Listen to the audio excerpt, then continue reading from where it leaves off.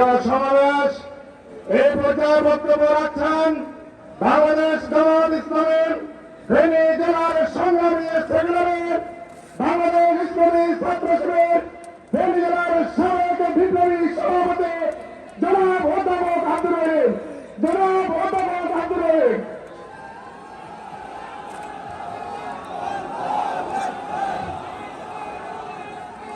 আসসালামু আলাইকুম ওয়া রাহমাতুল্লাহ। সংগ্রামী তৌহিদি জনতা, আমরা জীবিত থাকবো, গাজা থাকবে না তা হয় না। পৃথিবীতে মুসলমান জীবিত থাকবে, ফিলিস্তিন শেষ হয়ে যাবে তা আমরা মানি না। মুসলমানেরা থাকতে ইসরায়েল পৃথিবীর মানচিত্রে থাকতে পারে না।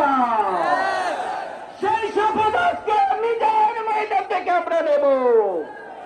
সংগ্রামী তৌহিদি জনতা, আজকে মুসলমানদের জাতীয় স্বার্থে ফেনী জেলার সকল দল মত যেভাবে ঐক্যবদ্ধ হয়েছে, বাংলাদেশের জাতীয় স্বার্থে আমরা কি ঐক্যবদ্ধ থাকতে পারবো কিনা?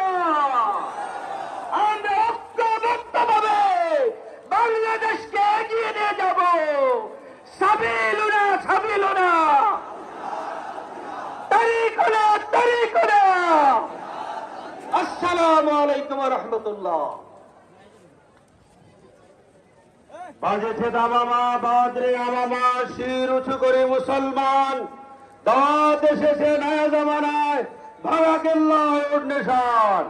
সংগ্রামী সমাবেশ এ পর্যায়ে গুরুত্ব